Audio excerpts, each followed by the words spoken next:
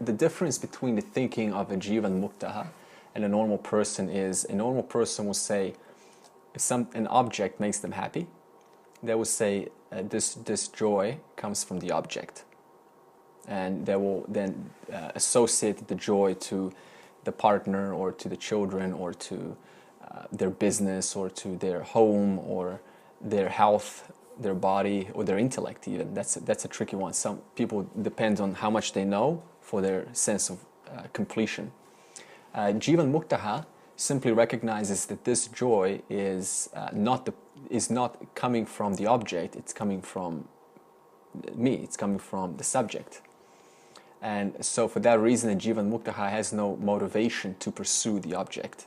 So they end up having a different life, because now the life is no longer motivated by traveling and having good experiences, because it's a Jivan Mukta is already complete, they're already whole. So what does that mean in terms of action with regards to making decisions, whether you become an ascetic and just completely become a vow of poverty almost?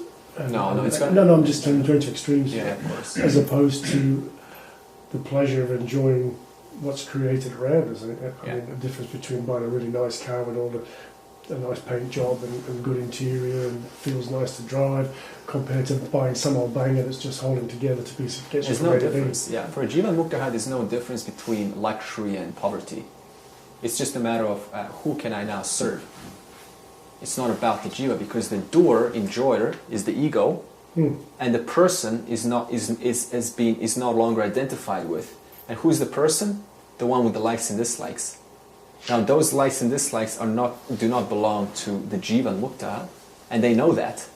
So that means whatever likes and dislikes they're having, they're not propelled to go into them, to put them into effect. Between enjoying something and being attached to the enjoying of something. That seems to be where the difference. What sustains the attachments? Likes and dislikes. As long as there's a like, it's in it for me to keep receiving my like in a form of sustaining that object.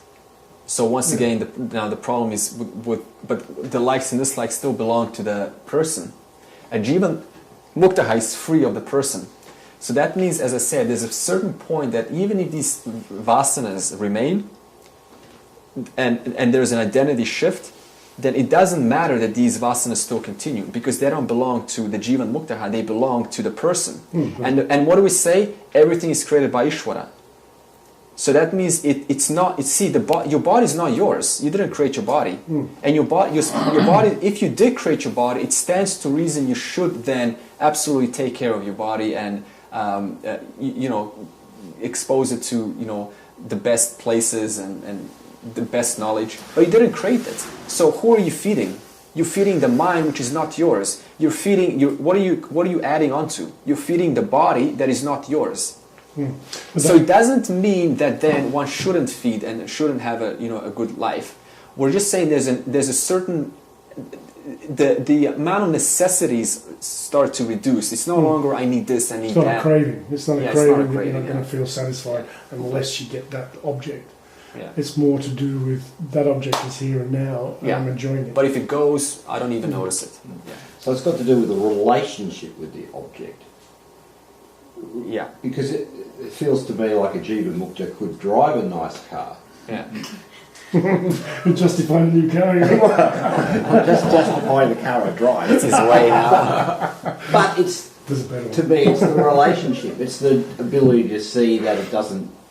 Okay. Now here's the thing. That whole relationship thing, it belongs to the stage that is not a Jivan Mukta. Okay. A Jivan Mukta sees everything as the same. There is no thought of which car to drive or relationship. It's completely irrelevant. All of these concepts belong to Mithya. They belong to the person. The person cares about the relationship, not the I, consciousness. Consciousness is observing the person having a relationship. So relationship has nothing to do with the Jivan Mukta. That belongs to Ishvara. That's another Ishvara's creation. See, so the relationship with the world, that belongs to, let's say, why do you want a good relationship with things? to please who? Yourself. Yeah, yourself. Who else? I mean, you're the one that's having the relationship, so you want to please yourself. But that belongs to the person. Yeah. But you're not the person, you see? So the relationship still continues, but there is no, as you say, Martin, there's no attachment how it turns out. So I could have not a good relationship or a good relationship, it doesn't matter to me. That's what we call it. Jīvan-muktaḥ is free of these conditions that we impose upon ourselves, which are all what? Limitations. How to live, where to live, how not to live. This is all opposite Ananda, Satchitananda, which does not stand up to the word limitlessness. So Jīvan-muktaḥ is that which is Ananda, limitless. That means it doesn't matter what is presented, it's simply seen as an endless, unlimited creation of Ishvara, and one just gets to enjoy that endless creation. But there is no investment there is no investment to modify the relationship, or how long it stays, or whether it goes away, or how long, or whether I want to sort of improve it. You see, because that belongs to the mind, the intellect, likes and dislikes. It's the likes that want to improve, it's the dislikes that want to get rid of it. But I'm not the likes and dislikes, so there's no motivation to try to improve things. Basically, the jiva is an object. Jiva is an object. But that's an interesting point, because I mean, personally, I've been going through a few things recently, and that lack of motivation is something that did turn up, in terms of why bother? Why bother to go out and try to create money, and I was just sort of going through those sort of mind games of I would rather just sit down, not burn any fossil fuels, eat simply, live simply. And well, Karma Yoga is living a simple life. At the same time, not using this as an excuse not to transact with the world to serve the whole. You see, this is where we go, oh, okay, Jivan-muktaḥ doesn't do much, so I'm just not going to do anything here. Exactly. And then that's going to imply I'm enlightened here. It doesn't work like that, because we just said that everything is Ishvara, whose nature is to serve the whole. And why wouldn't you want to serve the whole? Because you're only serving yourself. So a true Jivan-muktaḥ has no self-interest in their actions, because they know they're serving themselves. And there's only the self. Mm-hmm. Right? So this whole idea of trying to sort of intentionally modify things to match what a Jivan-muktaḥ is, that's another like and dislike belonging to the person, revealing they're still identified with the body. Oh no, look, I'd already surrendered the results of my actions to Ishvara. No problem. Got that far. But I've got expectations about, if this is going to happen, then something's got to go around. It's got to be pushing me in the direction where we're supposed to be going. And then all of a sudden you're not getting those expectations fulfilled, and so you're thinking, well, maybe I'm on the wrong track. Well, that's like and dislike. Yeah, of course. All we're saying, to simplify, is that Jivan-muktaḥ has no self-interest in how things are to turn out. That's it. They're totally free of objects. Objects involves the entire Ishvara. That's what an object is. Yeah, Ishvara is an object. Why? Because it's known to you. Subject-object. It's an interesting one. So objectifying Ishvara is obviously something that's happening there. Yeah, but you see, you can't objectify Ishvara. That means even Ishvara is not the I. Because Ishvara belongs to what? Everything underneath the line. Yeah, actually that's just resolved by But you cannot discard Ishvara, because in order to say that, even for me to go, oh, I am not Ishvara, I still need Ishvara to say that. Mm-hmm. That's why they're intricately connected. They're entwined. You see, the jumper wall, the wall being the consciousness, and the jumper being Ishvara. You cannot separate them. Wherever there is form, that's exactly where there is Ishvara. Wherever there is mithya, there's exactly where there is satya. They're inseparable. That's what we mean. The vision of oneness has no mithya and satya. That's just another concept for the mind, to help the mind to understand this. But at the end of the day, you just throw this away, because it's just another dualistic categorization of what is permanent and what is impermanent, what is changing and what is unchanging. Is a question. Yeah, well, I just can't help but say that I felt like Lloyd said that in a different way. Lloyd, was it? Is it? Yeah, Lloyd. Lloyd said that in a different way before, when he said everything is one. Yeah. And you said then that this is a way of understanding it, but actually it is. Yeah, but you see, the thing is, if we just skip right to oneness without having a proper context, then it just gets confusing. So we need a proper, we need to arrive to that answer. Yes. Yeah. So yes, he was right, but you know, I cannot agree because the time is not right. So I have to wait and then come to the right context. Yes. How do you discriminate between the... Oh, good question. Between the owner, the I sense owner, and the actual awareness of the I sense That's what I owner. meant to say, but I didn't know. Yeah. Okay, the relationship, okay, will be like this. The I, okay, so the I owner, the ego, which is not I, Anatma, is known to you. So if I say to you, please tell me, say to yourself now, I am. Give more than you get. That's in the book. Okay, so now we're going back to that sukshma, But it does what we call, seem that, or sakshi. you are... See, when you said I am, there was a background that was aware of that I am. Through the Are you aware of that background? And through the free choice. Yeah, it's that we call existence. Because you said I am, but you were aware of saying I am. The intellect, which is lower... So the I am belongs to the ego. I think I've got the answer. Because the ego just made that claim, I am. It owned that experience of saying I am. But the witness, called sakshi, is the awareness prior to that experience of saying I am. That's why you know you said I am. So that means if you say here, okay, so see that's mithya, and that's satya, that's Brahman. Okay. So see this line that separates satya and mithya. So when you said I am, that belongs here. I am, or I know that I said I am. You see that? But now this, I know that I am, that you cannot grasp, because that belongs to consciousness. You cannot grasp yourself because you already are the self.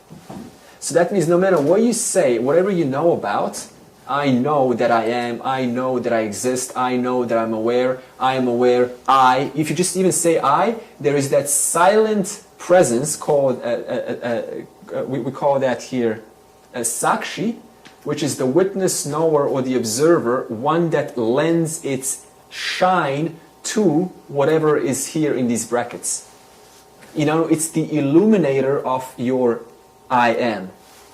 I thought that was Atman. No? Atman is Brahman. Okay. You said that Atman was associated with matter. Yes. Atman is when Brahman is operating through an individual. We give them that name, Atman. So actually, Atman is Brahman. But so what is Atman? Atman is Brahman conditioned by the 5 sheets. Yeah. Atman is Brahman conditioned by the by the 3 bodies. So it's still original consciousness, but it's now conditioned by your mind and by your intellect. So there's no Atman in a rock. Yeah. So that's why we say Atman is actually the one that knows that I am Atman. You see. So we call this, which you cannot grasp, this consciousness, the non-participating, non-interfering, unchanging, non-verbalized principle of knowledge that illumines every thought, every experience. You cannot verbalize it, it does not interfere, and it does not participate. Because if it was participating, then you wouldn't be able to make out what you're saying. That means it has to stand apart, completely witnessing, not interfering, not participating with anything that happens. Well, that's the subject. Yeah, we can call that the subject, yeah. That's the unchanging. That's the, The unchanged. You can't, there's no form, there's no limit to it. So subject, object. You can't even conceive it. You can't even conceive it, because you cannot conceive what you already are. That's why you cannot grasp it. You can just know it that, okay, well, I cannot grasp it, so I can as only soon just as you've tried to accept conceive it, you've actually gotten one step further back. Yeah. Because if you're trying to conceive or conceptualize it, you start to put it into a form, and as soon as it started to take... Which is objectifying it. Yeah. And, So, and the fact that you've got to that point means you're coming at it from it's always one step prior to to your action of trying to grasp it. Yeah, it's like I liken that to when you get 2 mirrors either side of you, and you look in the mirror, you see yourself in that mirror, and then you go back and you see that, and it just keeps going back and back and back and back forever. Yeah. Well, each time you'll focus on one actual image, and then your attention sees the other one back in the other mirror, and you're actually going back and back. You cannot grasp it. You can't. It just goes on. Yeah. So all we're trying to do in this entire course is to re-identify the I with this ungraspable I know that, which is which is unchanging, non-interfering, non-participating, and non-verbalized. So even if you say I, and it's the present. It's the very present. Even if you say, yeah, that's right. Even if you say I, you just verbalize it. But this is the non-verbalized. It's the I that knows about the I saying the I. You see? So if you say I am, that I am belongs here.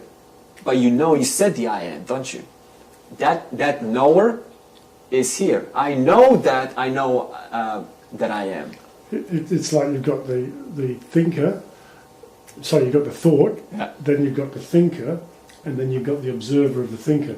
But as soon as you actually say the word observer, or try and visualize observer, you've missed it, and you've got to go back again. So the whole point is just to re-identify. So this is 100% consistently clear, and it's present all the time. It's impossible not to miss. It is the present. Yeah, it is the present. So I am that. So for example, Nisargadatta, when he writes the book I Am That, that means I am that. Now. Yeah, and I never was and anything. now it's gone. I never was anything other than that. Yeah. Personal self is consciousness. Is that what you're saying? What's that one? The personal I is consciousness. Is that what he's saying? The personal I is the. What do you mean by the personal? The ego? Three bodies and 5 sheets. Well, that's the experience. I never understood what he meant. I am that. The personal I is what the consciousness. Individual. Yes, it's okay. The personal I is known by consciousness. I think when he says I am that, do you mean what's the that? The that is that, the awareness. So when Nisargadatta says I am that, he's talking about the awareness. Yeah, his point. Yeah, and it's only said by the self-realized person. Yeah. So if an ignorant person says that, then they're referring to mithya because they don't know what that is. They're trying to objectify that. They're trying to objectify it. Yeah. Yeah, just like you would say Aham Brahmasmi, which is the fourth Mahavakya, that's a statement of the self-realized person. They're saying I am, this I, called reflected consciousness, Atman, is Brahman. Because you see, you can never be, you already are Brahman, but what they're trying to say to you is that as long as there's matter, right, the matter is always, the consciousness is seemingly conditioned by the matter. So in other words, the wall is seemingly conditioned by the jumper, but it's actually not conditioned because the wall is independent of the jumper. So what we say is the person is seemingly conditioned by their mind. Why do we say the word seemingly? Because actually they're not conditioned. The original light is never conditioned. But it seems to be conditioned when it's shining onto the mind.